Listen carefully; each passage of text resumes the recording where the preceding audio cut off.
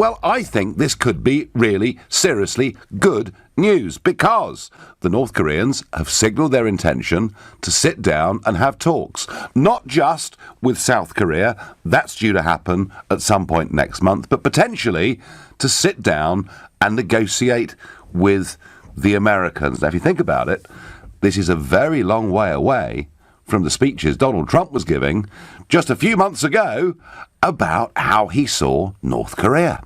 North Korea best not make any more threats to the United States.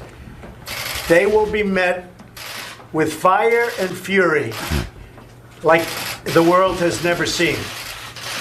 He has been very threatening beyond a normal statement. And as I said, they will be met with fire, fury, and frankly power, the likes of which this world has never seen before. Thank you.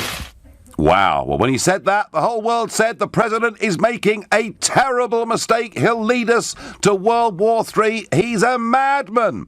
He then went on to address the United Nations General Assembly on this subject. Now North Korea's reckless pursuit of nuclear weapons and ballistic missiles threatens the entire world with unthinkable loss of human life. It is an outrage that some nations would not only trade with such a regime, but would arm, supply, and financially support a country that imperils the world with nuclear conflict. No nation on earth has an interest in seeing this band of criminals arm itself with nuclear weapons and missiles. The United States has great strength and patience, but if it is forced to defend itself or its allies, we will have no choice but to totally destroy North Korea. Rocket Man is on a suicide mission for himself and for his regime. The United States is ready, willing and able, but hopefully this will not be necessary. Well, he couldn't really have been clearer, could he?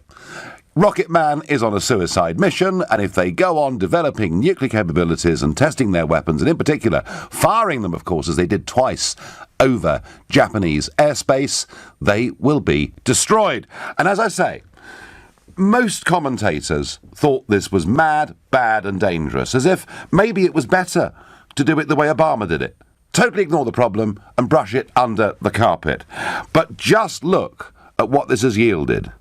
You know, he said one day, my button is bigger than Kim Jong-un's, which of course everyone took the mickey out of. But just see where this has led, and there's now talks about frank discussions being held between North Korea and the United States of America, Trump himself tweeting that possible progress was now being made. And I think this is one of the best news stories we've heard for weeks, months, maybe even years.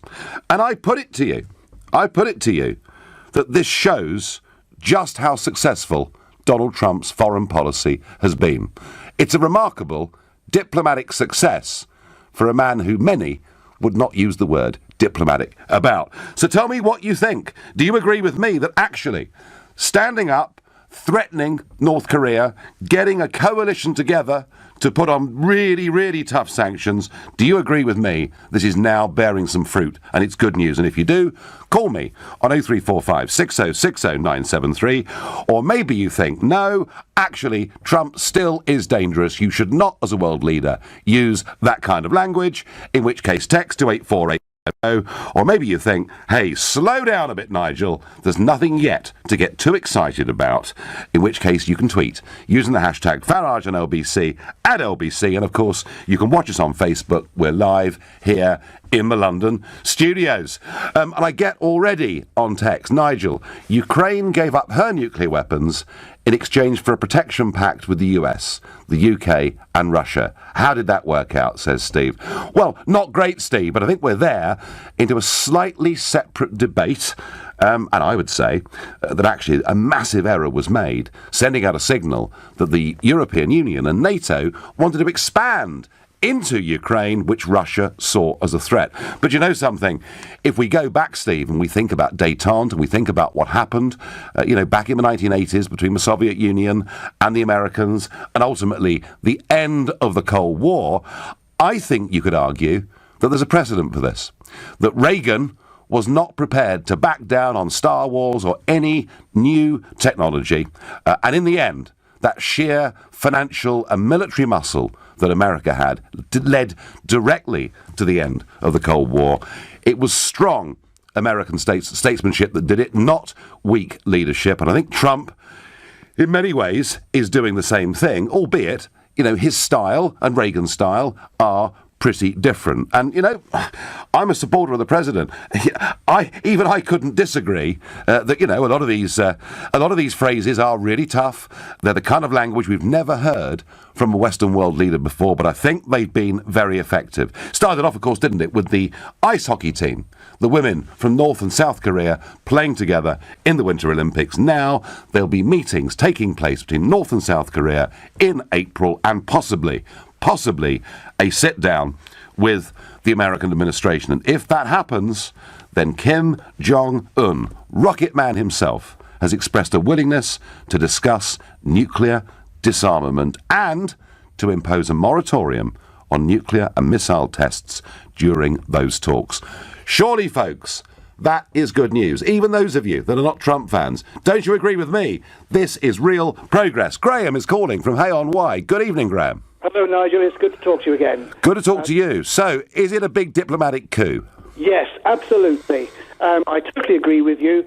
This has been a great success for Trump. People were decrying him. People were up in arms every time he spoke bellicosely, in grand terms. But he was basically talking the language of Kim Jong-un. And the thing above all, he showed himself to be unpredictable. And I think that put the wind up Kim Jong-un. He didn't know who he was dealing with anymore. Yes. Whereas in the past, Obama, he could just brush away. Obama with his red line in the sand that was ignored and stuff like that, and the Clintons and the Bushes and what have you. But with Trump, he did not know what he was up against. Trump behaved as aggressively as he was doing. He came back every time Kim Jong-un said something. He came back with as much. And, the West, the liberal left and everything, all up in arms about this terrible warmongering talk, but it has clearly worked. Yes, I mean, it's sort of also partially a case, isn't it, of standing up to a bully, Graham? Exactly. Bullies don't like being bullied back. Yeah. And Trump is... Nothing but appease, hoping they will suddenly see sense and be nice. They don't. Trump is pretty good at punching back, isn't he? Exactly. In fact, that's what was needed, and I was so thrilled. First good sign was about the games, the Winter Games. Yep. Well, that's a sign of things starting to thaw. And then we got the news about talks. I thought, here we are, he's cracked it. Do you know, Graham, your point about the unpredictability of Trump on the world stage is a point that many American commentators have made to me, and it's got everybody on the edges of their seats and thinking. Graham, I thank you very much indeed for your call. I go to Grace next in Ealing. Good evening, Grace. Hi. So, has Trump pulled off a bit of a coup? I think it's hard to say. I as a 25-year-old, know far too little about world politics and things like that. So it would seem that you make a good point that it was to some extent successful in holding back Kim Jong-un or getting Kim Jong-un to slow down a bit or be willing to negotiate. However, we should keep in mind that what Donald Trump says doesn't just have an effect on other world leaders. He's being heard by literally billions of people all over the planet. And is it not the people who hear him in countries all over the place who think America is cruel, America is vile, we want to go and commit terrorist attacks against this nasty country? I worry that... Well, Grace, I think there is an argument, and certainly it's one that Jeremy Corbyn pushes very, very hard, that says that American intervention in Iraq, Afghanistan and elsewhere has directly led to an increased hatred of the West and a growth of terrorism. So, Grace, there is an argument that many hold that says that when America intervenes militarily, perhaps we make the problem worse, not better. So I do get that. But in this case, Grace, this is slightly different, isn't it? I mean, this is, in the case of North Korea, this is a state that is terrifying people like the Japanese. And isn't it, in a sense, what Trump is doing, not just for America, but actually for the world? I I can't say for certain because I don't know enough about the ins and outs and what the future holds. None of us know what's going to happen in the next few years in this regard. I just can imagine that there'll be some jihadi teachers somewhere who will use statements like the ones Trump did to encourage his students to see the West as an enemy. Well, Grace, that may very well be true, but I would say this to you. You know, famous quote of Churchill's, there are many, of course, but famous quote of Churchill's, that jaw is better than war. And isn't the fact that the North Koreans and the response from the president, that they are now talking about sitting down and having a conversation, isn't that at least a bit of good news? Yes, it absolutely is, and I really hope and pray that things continue to improve. So do I. Grace, I thank you for your call. And I get on text, anonymously sadly, you are Trump's PR man in London. He still looks like a fool, sounds like a fool, and talks like a fool. Do you know what? Even if you're right on all three things, if he's managed to get the North Koreans to the negotiating table, he's done more for world peace than Obama or Bush or anyone that went before him. That's my view, but you can tell me I'm completely wrong. You can tell me I'm the fool, if you want to, by calling 0345 6060 973. You're listening to The Nigel Farage Show, exclusively on LBC. It's now 7:15. On Twitter, I see a Nobel Peace Prize on the cards for Trump. Well, John, thanks for the tweet. I don't think the international community will ever award Trump a prize for anything because they don't think he's very couth. They don't think he's very diplomatic. But you know what? If he gets the North Koreans round that table, they start having these conversations and there is a level of nuclear disarmament, it will be a world-changing event. And that matters, I'm sure, to Trump and to all of us a damn sight more than whether he wins a Nobel Peace Prize or not. Now, last night, of course, we talked about the dramatic results that took place in Italy on Sunday. Interesting bit of analysis today, that of the 18 to 30-year-olds in Italy, a whopping 44% of them voted for the Five Star Movement and 13% of them voted for the anti-mass migration Lega. And if you add up the other little parties, well over 60% of the nation's youth, the under-30s in Italy, have voted in a Eurosceptic direction. Isn't it funny that in this country, the argument we constantly get is that, it's the young that are in favour of the European Union. And we're going to debate that and look at that and think about that on my show this coming Sunday morning, where the lines for this debate will only be open to under 30-year-olds, so no cheating. And we'll encourage youngsters to phone in from Italy as well to tell us why they suddenly feel so Eurosceptic. Interesting. So, look, I would accept that Trump sometimes behaves and acts in a way that you would not necessarily expect of an American president. But he has stood up against the bully boys of North Korea, and it looks like it may yield some results. I'm pleased. John on Facebook says, well done, Trump. You had the backbone to stand up against this dictator instead of turning the Obama blind eye. John, I couldn't agree more. Chris says, Rocket Man understands he will not win the war of words with Trump, but maybe he's a bit smarter than we think. Maybe he will continue developing nukes, but be more quiet about it in the future. Well, Chris, what he can't be quiet about is launching those rockets, because they're kind of there for the world to see. But, a note of caution from Chris. Ken says, I do have to take issue with you over Trump, especially when a leader like him not acting to eradicate automatic weapons in domestic situations. Ken, it's a separate debate. We have debated the gun laws on this show, and I know that the vast majority of you wonder why some of these guns are sold over the counter in America, but it is a separate debate. Nigel, these potential talks with potential positive outcomes may happen in spite of Trump, not because of him.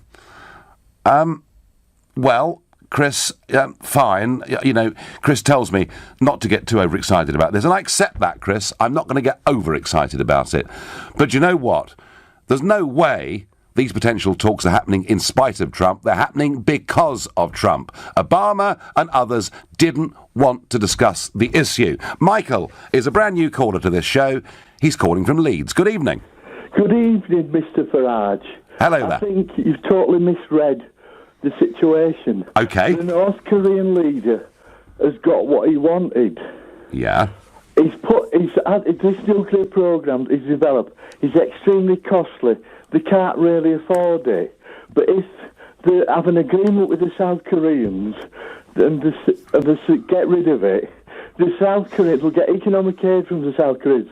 They'll probably get a promise that the South Koreans won't support an invasion of North Korea. So, Michael, you can't possibly think the talks are going that direction that quick. Yes, that's what North Korea is economically inefficient. Yeah, He wants to do well for his people. He's not a total lunatic. And if he can get the help of the South Koreans are very good at economic development. But Michael, if the North Koreans and South Koreans become friendly, and who knows, there might even be a Korean football team that goes to the World Cup. I mean, if the North and South Koreans become friendlier as a result of what's happened, what's not to like about that? Well, I'm not saying there's anything to like about it, but from the North Korean leaders' point of view, the Americans can't invade then. That's one thing they fear, is the Americans invading. The only backstop they've got at present is China.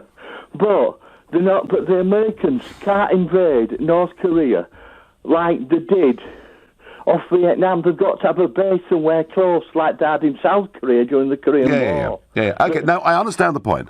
I do understand the point. That is what the North Koreans are thinking about. But as long as, Michael, if they sincerely and genuinely put on hold or begin to disarm some of their potential nuclear arsenal, does that not make the world tonight a rather better place than it was this time yesterday? Nigel, but it's not. But it also makes it safer for them about Trump's intervention. Fine, good. Do you know what, Michael? If the world's safer for them and the world's safer for us, we're all winners. It's nothing to do with Trump. Trump's Bellator. Oh, right. So it's just happened by complete coincidence, yeah? No.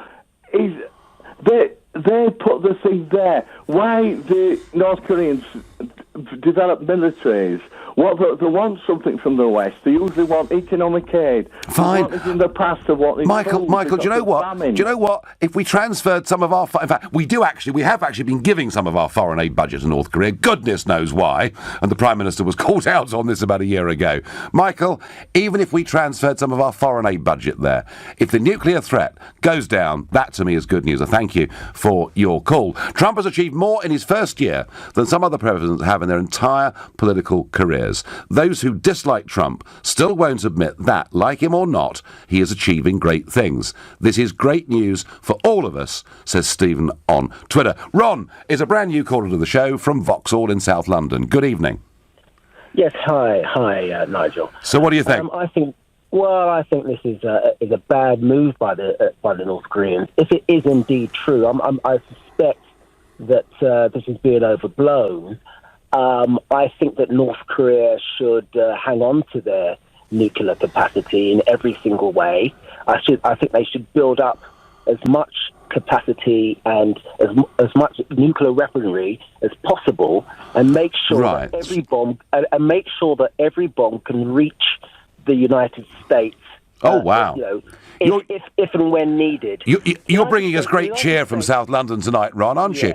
So why would you want a regime that has no democratic checks and balances on it, that appears at times to be totally out of control, that treats its own people appallingly and is a threat to world peace?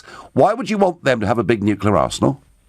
Okay. Who are you describing? Are you just describing Saudi Arabia? I was just Bahrain. I was just describing. No. Come back to the question. Why would you want to see? Why would you? How is the world a better place if North Korea has a big nuclear capability? Okay, the North Koreans have got to guarantee their safety. You're dealing with the United States is the most dangerous, is the most insipid, warmongering criminal nation on this planet. It invades with impunity. It kills with impunity. It has no respect for borders, sovereignty, international law. Ron, you've made your point very, very clear. Now, if Trump came to London, would you be one of those people out protesting, Ron? No. I'm the Americans have condemned themselves with this president. They're digging their own graves with his American first attitude, and the chicken's going to come home to roost for all Americans. My point is, America is the only country that's using nuclear weapons. North Korea doesn't go around the world occupying and invading other countries and surrounding other countries with military bases. North Korea, it isn't constantly threatening America on American They borders. fired, Ron, they fired, ICBMs over Japanese airspace. And given that memories of what happened in Japan in 1945 still appear to be quite strong, do you think that's an act of friendship? Do you know why they do that, Nigel? Because the Americans have been conducting full-scale practice invasions of North Korea for the best part of for over 50 years, constantly practicing, overthrowing and decimating the North Koreans. They killed over 1 million North Koreans in the Korean War. Well, we were there too, Ron, weren't we? And we were there too. Of course. In fact, Ron, it was a United Nations force that fought in the Korean War, wasn't it? It was. Let's keep it real, Nigel. What was it? Well, I've seen the medal. It's a United Nations medal. It was 95% American, and of course us, the yap along. Britain. Ron, let me ask you Ron, let me ask you. Your views on America are perfectly clear. You're not alone in thinking that. Your views are perfectly clear. I don't share them. How do you feel about the state visit tomorrow of Crown Prince Mohammed bin Salman from Saudi Arabia? I think it's an abomination. I think it exposes the hypocrisy of America and Britain, and the kind of despots that they will support, and the so-called renegade nations that they won't support. If those renegade leaders or those despots do what the West says, then the West model colors them, invites them. All right. No, Ron, I tell you what, mate. I tell you what, you are very, very consistent, and I thank you for coming on LBC and giving your views. And so tomorrow, we've got the Saudi Arabian Crown Prince coming to London, trying to broaden the relationship between the two countries, talking particularly about security, defence, and of course, we'll be keen to sell them as many aeroplanes as we can. He's going to have lunch with the Queen. He'll have dinner with the Prince of Wales and the Duke of Cambridge, and the UK is putting out the red carpet. Bear in mind, of course, Saudi Arabia's role in the bloody civil war in Yemen. Bear in mind that homosexuals, women, and all sorts of minorities have a pretty miserable life in a country where they use the death penalty in public executions and perform all sorts of other barbarities. I want to know, those of you that have called this show, that have protested, that have said if Donald Trump comes to this country, there'll be large-scale protests. I hope you're all out there in Whitehall tomorrow protesting about this. If not, I will think you are inconsistent hypocrites. You're listening to the Nigel Farage Show, exclusively on LBC. It's 7:30. There's the possibility of talks between the North Koreans and the Americans, something that has been completely unthinkable. Is it Trump's tough diplomacy that has led to this? Is this a big foreign policy victory, albeit we haven't as yet got any guarantees about nuclear disarmament? And there'll be many that say, why would you trust North Korea? But I do think this is a step in the right direction. I'm asking whether you agree with me. Now, on Sunday, we raised a little story about the German coalition agreement between Angela Merkel and the SPD. And it was this, that written into that coalition agreement is the implementation of a financial transaction tax. That tax would be put on every single trade that takes place in financial markets, which if you're buying shares and selling them a couple of years later, doesn't really matter. But in many commodities markets, futures markets, money markets, where the same instrument is traded many times in a day, literally, you put a tax on that and you find, even though it's only 0.1%, you would literally kill liquidity. It would be the biggest disaster ever to hit the City of London. And I said, this is very dangerous, because what if, just what if, during the transition period that our Prime Minister is so keen on, they attempted to implement it and said we had to obey, because that's kind of what Barnier is saying the deal is. I said we should get out as quickly as possible. Interesting. In City AM today, Chancellor Philip Hammond said the government is seeking a good faith assurance that a shortcut process won't be adopted to fast-track legislation which would clearly be discriminatory against us. He's seeking a good faith assurance from Mr Verhofstadt and Mr Juncker and Mr Barnier. Good luck with that, Philip Hammond. And if anything tells me why this transition period is a very, very bad idea, here it is. Back to Trump. Now, some people say Trump has nothing to do with has had nothing to do with them in recent months. All the meetings have been only for South Koreans and North Koreans. He isn't even involved, says Gary from Epsom. Well, Trump said today that possible progress was being made.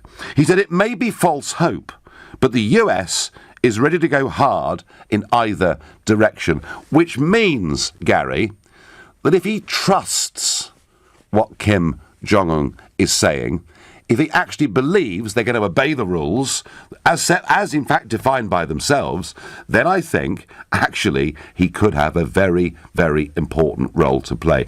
I put it to all of you that even the prospect of talks, even that prospect, puts us in a better place than where we were yesterday. Martin is a brand new caller to the show from Hendon in North London. Good evening, Martin. Hi, good evening, Nigel. First-time caller. Welcome to the show. Welcome to the. So, is this a diplomatic triumph for Trump, or is it just is the whole thing nonsense, Martin? Trump ain't got nothing to do with it. To me, that North Korean man, yeah. To be honest, I'm not scared of him at all. That man just want to protect his country, so anybody invade, he can protect them.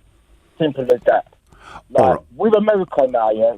It's like what your last caller said. He was telling the truth. Everything he said, he was telling the truth. But it's like you kind of like side. It's like you said, all right, if nobody goes to the Saudi Arabia march about the Trump thing, I wouldn't go to the Saudi Arabia march, but I would go to Trump march. Because right. So, but Martin, surely, if you wanted to protest against Trump because you don't like some of his views or you don't like the way he expresses himself, surely that is as nothing compared to the way the Saudi Arabians have treated thousands, tens of thousands of their own people. Nigel, you are a very sensible man, Nigel. Yeah, what you just said to me is a joke, to be quite honest. Look at the difference of the countries. Look at the difference of the countries and who's done worse. All right, Martin. Nigel, let's be real. Come on, Nigel. Nigel, all right. One question I want to ask you. Yeah. One question, please. Yeah, go on. When was America great?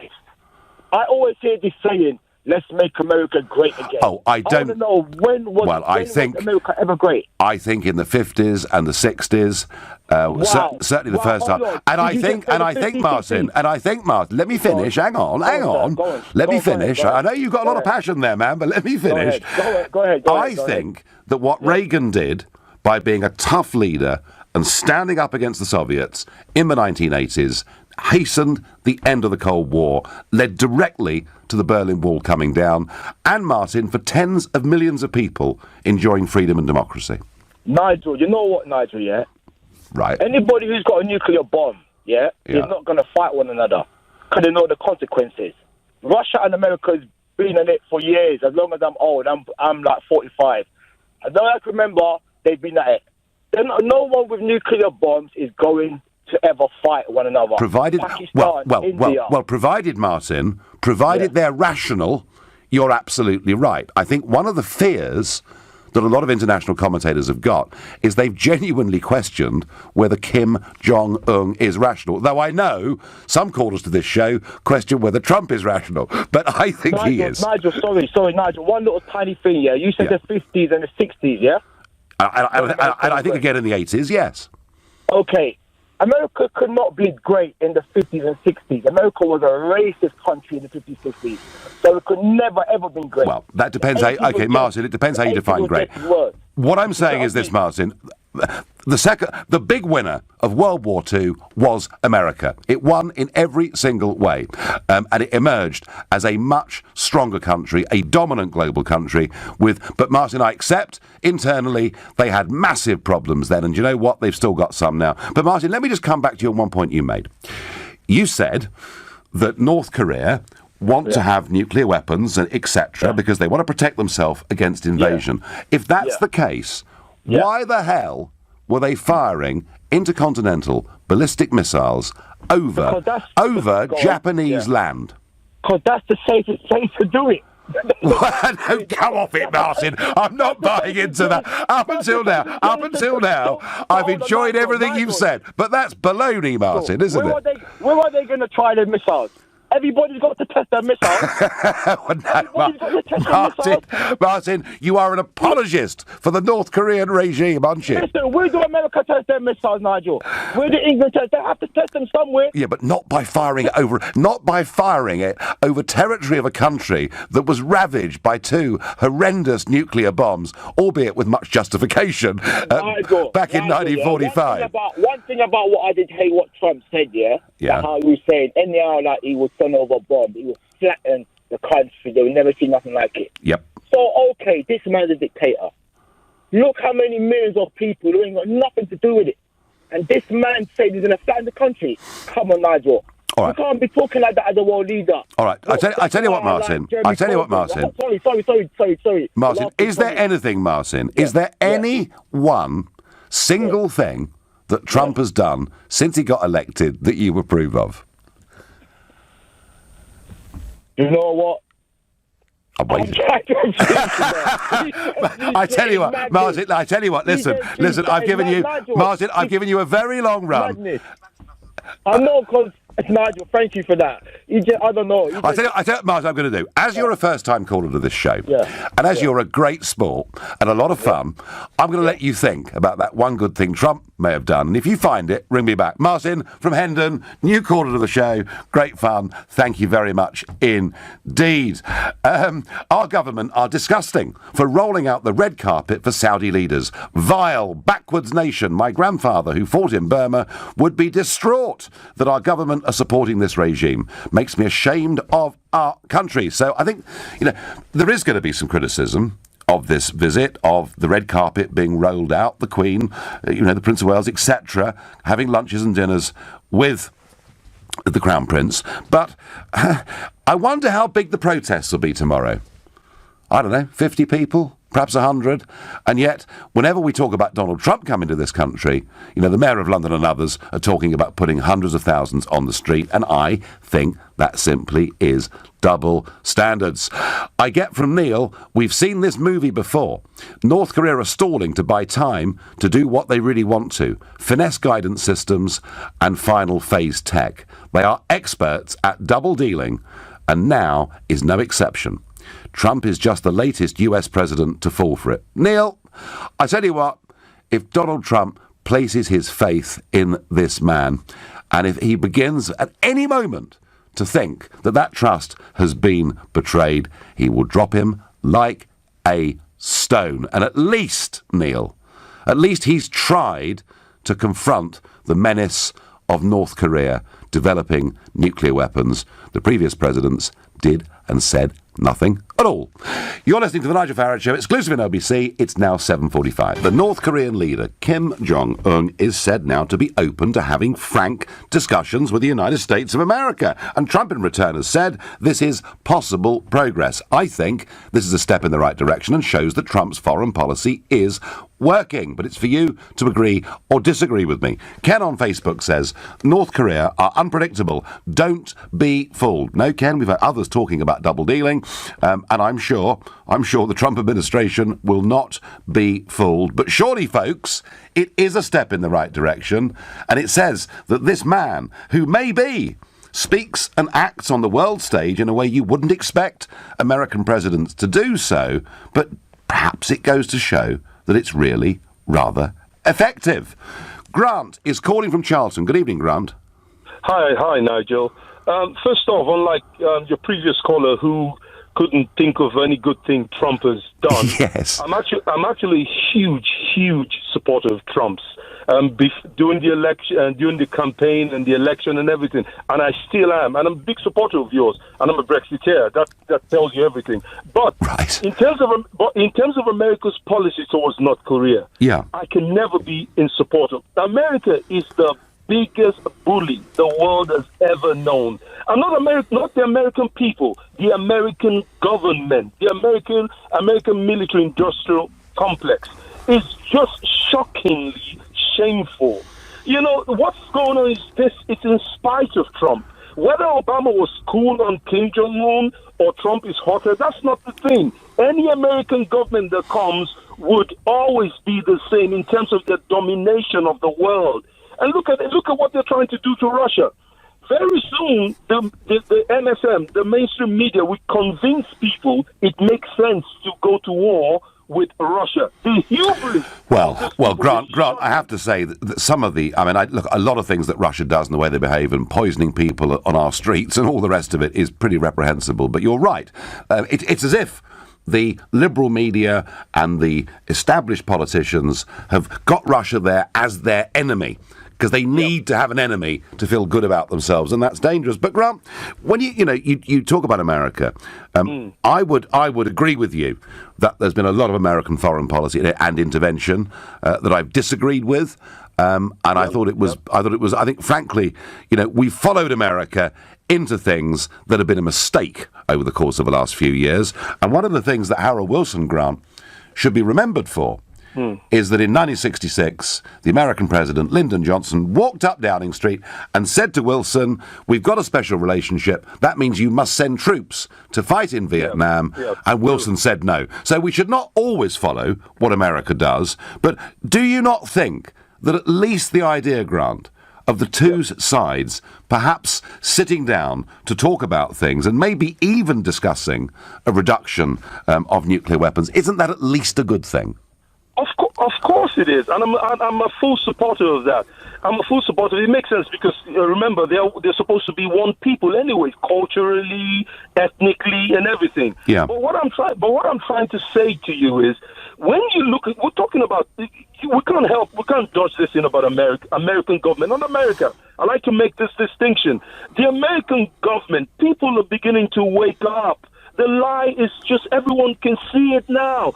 America is the biggest threat to world peace, American government. Everyone is seeing it now. So all the lies and all the talk about, the Iranians, the Russians, Russia. The snow last week was because of Vladimir Putin. Can you imagine? That's another one. People need to wake up. Trump, I love Trump for one thing.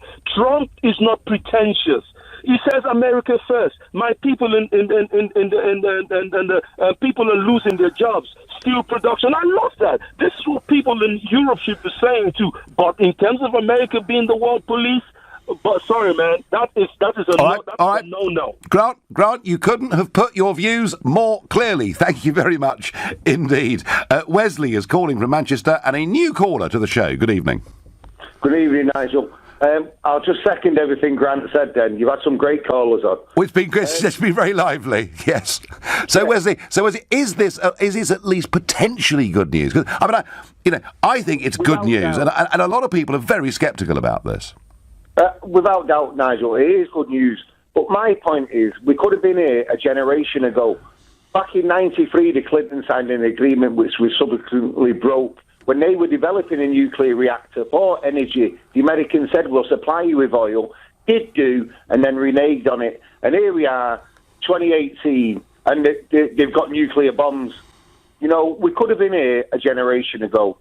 Well, that may well be true. That may well be true. That's factually true, Nigel. The Americans did cut off the oil supply, but so it's different administrations, and this is the trouble with America. Fair play to Trump, because I see him as a businessman more than anything else, and I think he sees the Cold War as just missed opportunities, to sell. And I get that, brilliant. I think there's a lot of people behind him, though, who still want America to be a unipolar leader, and that's over. As Grant said, that's over. Let's have a multipolar world, and you'll sell anything to anyone. And I think Trump's been kind of straitjacketed in a way, bounced into this aggression against Russia, etc. Because lead up to his election, he was saying, let's pull out. of a city. Let's not be involved. Let's trade. Yes, I mean, I think, Wesley, one of the criticisms that I get of Trump from my American friends that backed him is they think he's been a bit too interventionist in terms of foreign policy, as opposed to what they thought he was going to do during the campaign. But Wesley, one thing he has done, he's woken the world up to the potential threat of North Korea. He's even got countries like China to put some sanctions on them. And I do think, Wesley, even what's been said today surely is some measure of success for his foreign policy. I'll grant you that. Wesley, thank you very much indeed for calling the show. Michael is calling from Hampton. Good evening, Michael. Oh, good evening. So, should we trust the North Koreans? Well, I think it's a bit of a ploy on their part. Rather than go to the UN and beg them to lift the sanctions, they've done a very clever thing by saying, let's negotiate, let's get the South Koreans on our side so that they will help us to get Mr. Trump to lift the sanctions, because the people there are starving. I mean, yes. You see all the YouTube videos of the country. I feel sorry for the people there. I think this is a ploy. I don't think they spent all these years building up nuclear weapons and they're going to give them up. I think it's just a ploy, quite a clever ploy to get the sanctions lifted on their country by saying let's be friendly with the South Koreans. Michael, that is a very, very valid argument, and you may well be right. They may be doing this because they are in absolutely desperate straits.